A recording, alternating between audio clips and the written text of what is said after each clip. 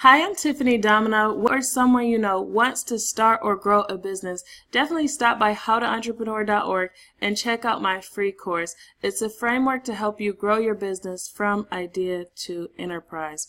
Today I want to go over some Darren Hardy's compound effect and 9 ways to use it in your favor. So I think this is going to be really crucial for those people who are looking to start or grow a business, and I'm hoping that this is very inspiring for you, because there's this common stigma, common expectation of instant gratification, and I'm hoping that this can help to be a more realistic and eye-opening expectation for business growth. So oftentimes we don't realize how fragile our daily decisions may be. We don't see the connection with cause and effect, so we make decisions in a frivolous way. In his book, Compound Effect, Darren Hardy talks about how each decision you make can incrementally draw you closer or further away from your definition of success. As insignificant as your daily decisions may seem, when you compound them, they can catapult into something completely unexpected. So you want the snowball of decisions to result in something you can be proud of, which is why I'm writing this article or doing this video to extract some of the great advice from Darren Hardy's best-selling book so you can use it in your favor.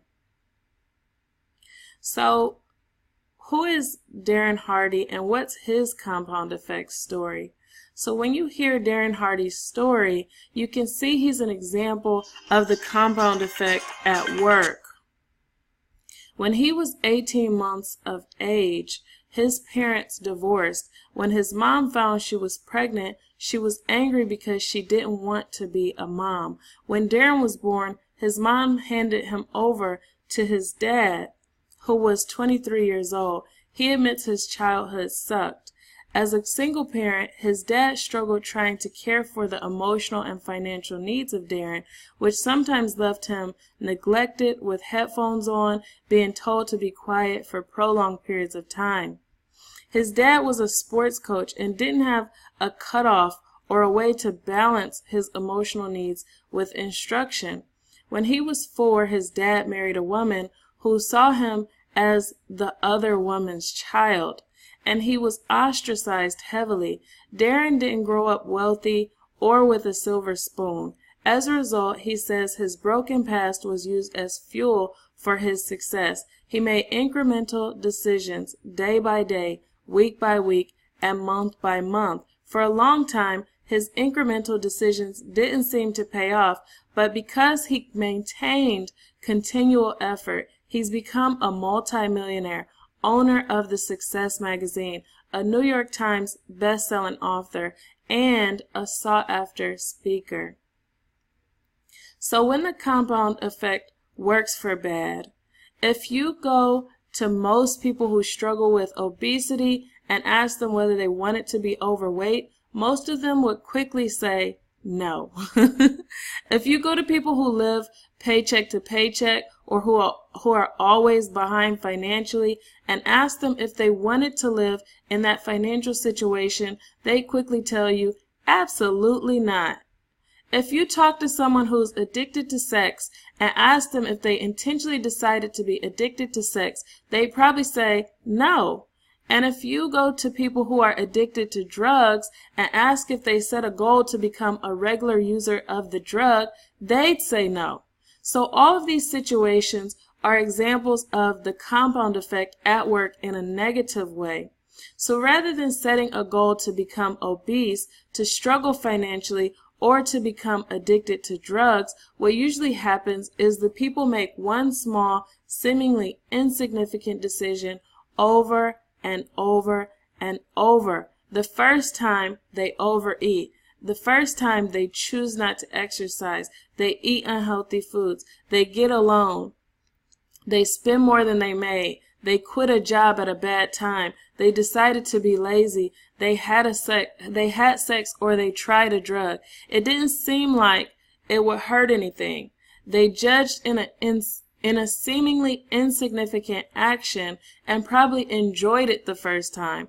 Then they tried it again and again, and the results were so unnoticeable at first, they continued to pursue their bad decisions. By the time they noticed the bad decisions were bringing negative consequences, they created a habit that's hard to break.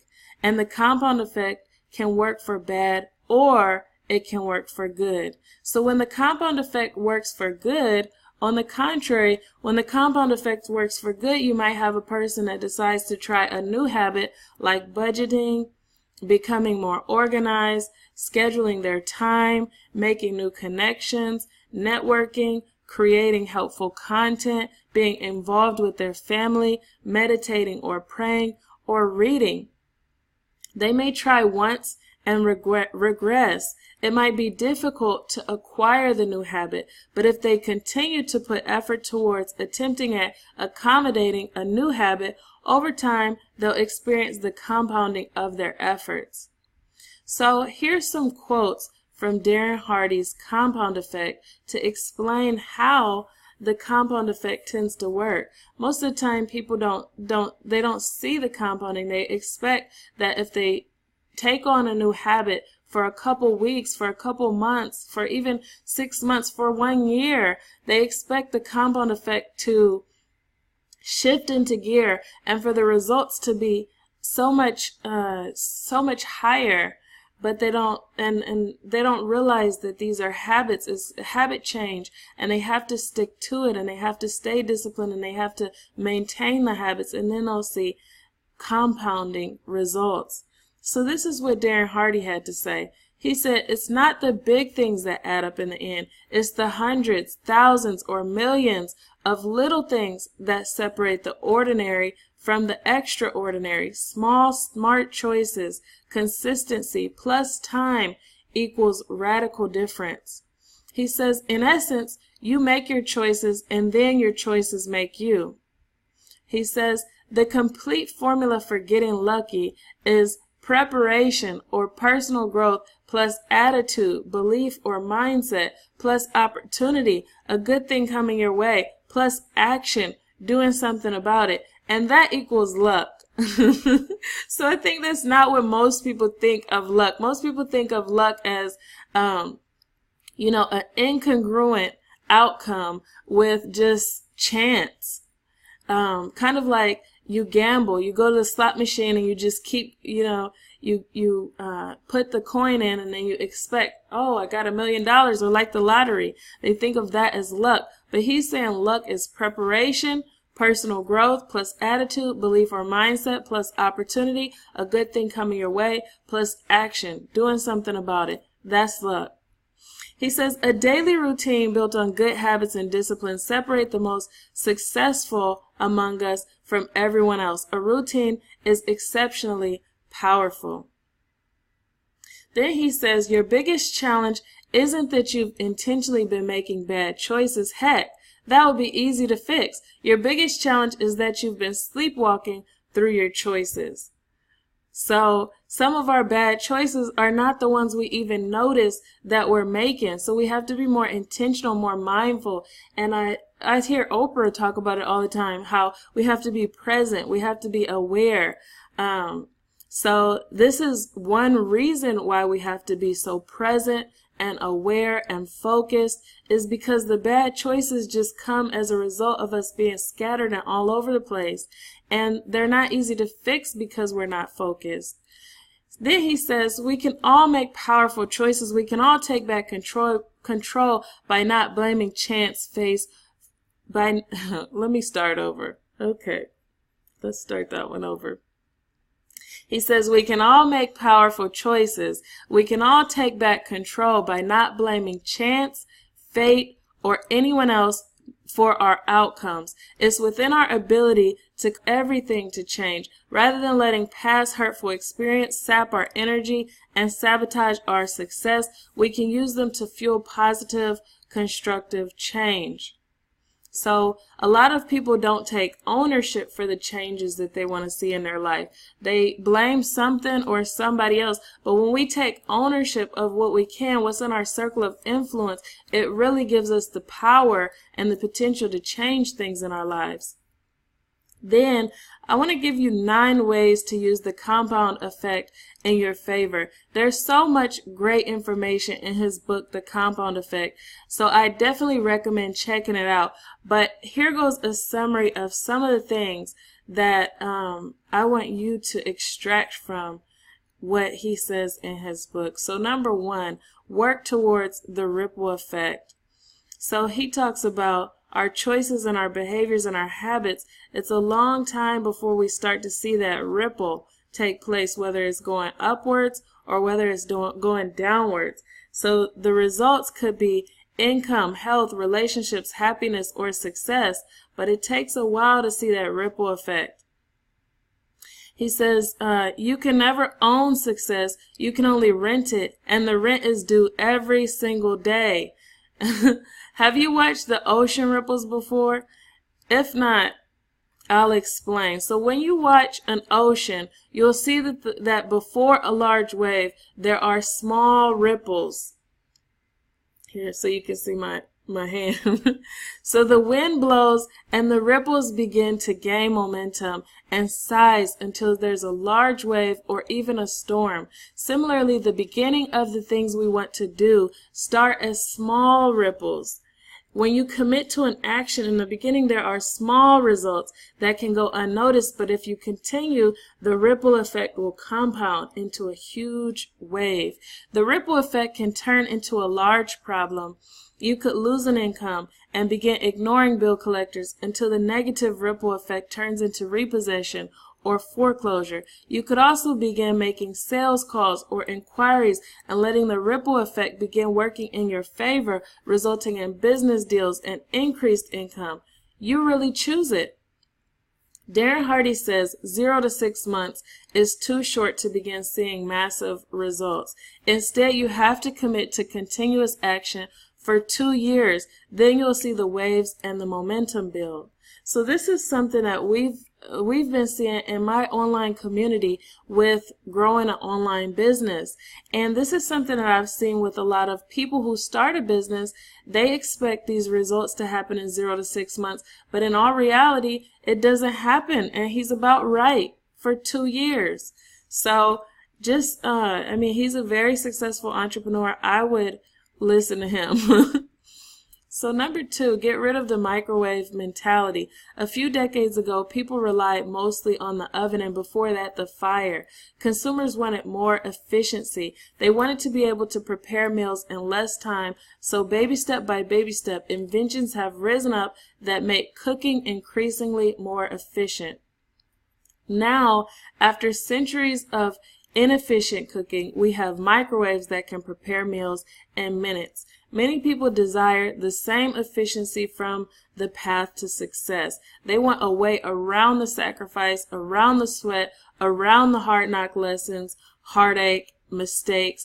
But success isn't like cooking. There's mentorship and education that can accelerate the path to success, but the path to success is not easy. The Darren Hardy compound effect describes success as the continual increase in discipline. He talks about transforming habits and doing things that you don't enjoy to reach a goal that you will. Advertisers prey on people's inner desire to want a shortcut, but there's no microwave to success. Hard work is the path to success. And I think it's definitely Dave Ramsey that says you need to live like no one else so you can live like no one else. So you have to sacrifice, you have to put in the work, and then later on you'll be able to live with the results that no one else was willing to work for. And then number 3, understand the power of choices.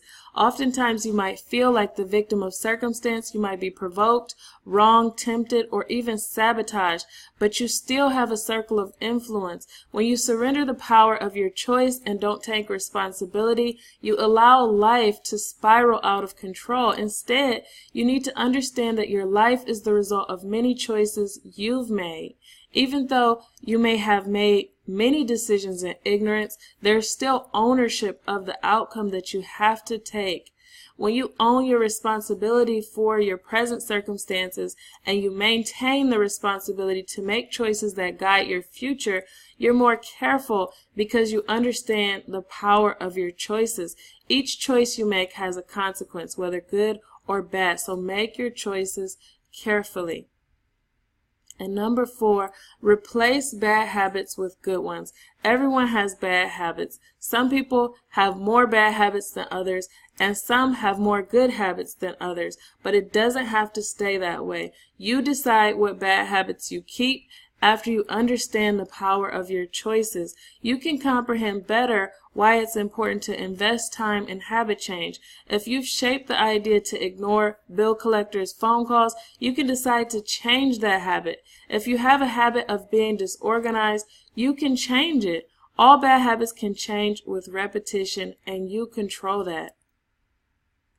Number 5, setting goals. The first step in changing a habit is to set a quantifiable goal. Any bad pattern can be turned into a good one. Any mediocre pattern can be improved with repetition. First, you want to identify the area that you want to change and decide on a small step towards changing the situation. For example, if you want to make more money, you could decide to help one person every day using your greatest skill. Over time, you will build a demand for your skill and service, and the demand can catapult into a steady stream of income. So set a quantifiable goal.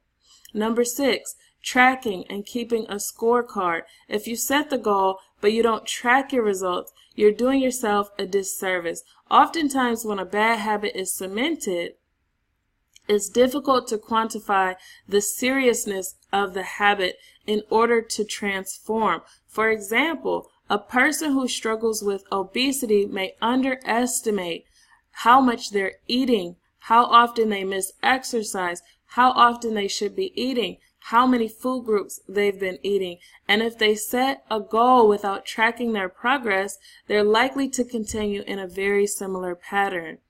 Athletes are good examples of positively using a scorecard. Even the best athletes keep track of their best and their worst performances. They're always trying to outdo their prior performances. As an entrepreneur, you're a professional. You have to set goals and track your milestones. Try to beat your prior performances. It's helpful to set a quantifiable goal and create a daily process for tracking your progress, a chart, a planner, a goal-setting log, or a tracking phone app. Number 7, maintaining momentum. Consistency is the key to achieving and maintaining momentum. That's said by Darren Hardy. So the first few days of replacing a bad habit or implementing a good habit are always a challenge. If you say you're going to start a business, save money, run a marathon, wake up early in the morning, stay up late at night, or whatever the goal may be, it's tough to get them started. So once you've started, it's easier to keep going. So going back to the ripple effect, it's easier for small tides to collect and form larger and larger ones. When you have momentum towards your goals, you want to keep protective measures in place to maintain the momentum.